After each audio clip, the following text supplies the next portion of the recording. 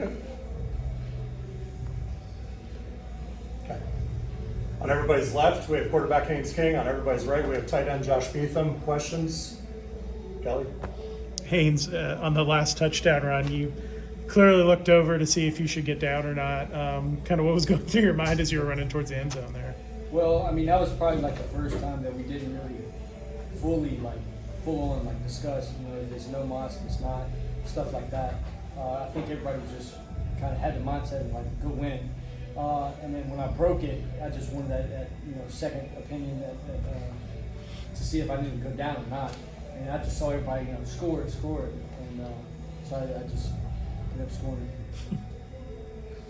Chad? Josh, you've been a part of some big-time football teams before. What makes this group special? I think something that we have as a team right now is a lot of veteran leadership. We have a lot of old guys on this team, especially if you look in the tight end room. We've got Haynes. Just a lot of dudes that have been through a lot of things, ups and downs.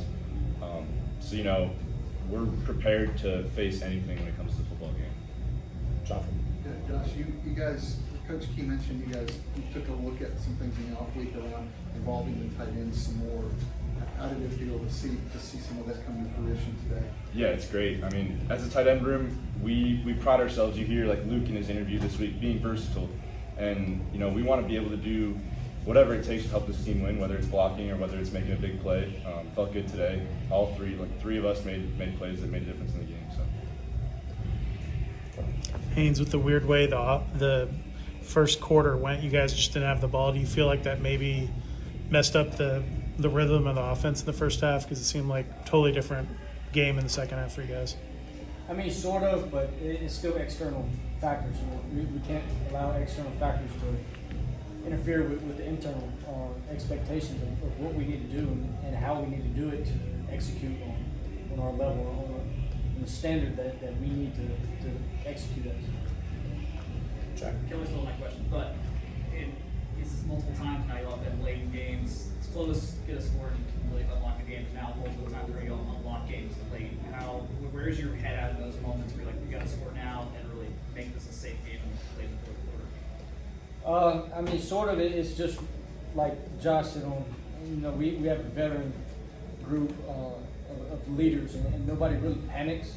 You know, at times, you know, some people, you know, rip into each other, but you know that's just brotherly love. But at the end of the day, like nobody really panics, and it's more of like, you know, towards the end of the game, everybody almost kind of has that same goal, that same mentality of you know, we're going to will ourselves to win, whatever it is, we're going to find a way.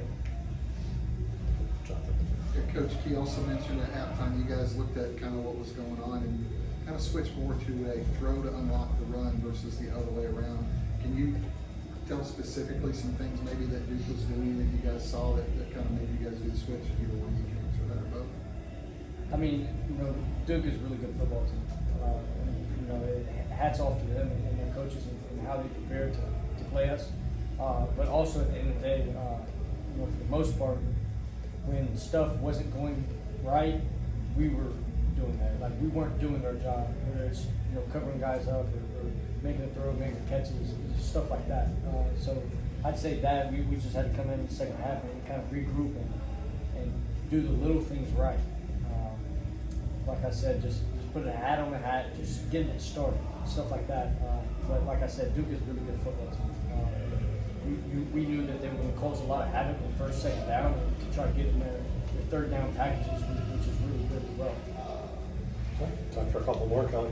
Josh, on your long catch, how surprised were you at how open you were there and that you had so much field to run through there? Yeah, I guess throughout the week we practiced that a few times and it hadn't come to me, but we've always stressed that be ready for your number can get called at any time. And you know, in the route, I felt him kind of click onto my heel and trip, so I knew I was coming open, and Haynes found me and played from there. Haynes, you told ESPN it was just a matter of do your job, right? Get a hat on the hat. Was it all that, or was it more said in the fourth quarter or halftime to get these guys going? I'd say it's a little bit of both, but at the end of the day, you know, if we give ourselves a chance of getting the play started, of doing the right thing, you know, whether it's blocking, putting your eyes in the right position, whether it's quarterback, receiver, running it, stuff like that. when you get the play started, then we get guys in open space, one-on-one. Now we have a chance. When we don't do that, you can see like the first half, we struggle moving the ball because now they're rallying to the ball, and now they have 2-3 guys to make the tackle. It's hard to make 2-3 guys miss at the same time. Okay. We'll take one last one. Go ahead. Haynes, does it still surprise you that people kind of dare you to throw the football at times? You came in as a gunslinger guy. The running thing has evolved since you've been here, but that wasn't necessarily a MO like coming into Georgia Tech. Is it still a little surprising to you that teams don't maybe respect that the way you would expect them to? I mean, at this point, it's just pretty much another game. A lot of teams, they come in here trying to stop our run game and our screen game. So obviously, you can't serve two masters. If you're going to stop one, the other one should be open. So, depending on each week and our adjustments to what that defense does, that's what we're going to have to do each and every week. Okay. Appreciate you guys. Thank you.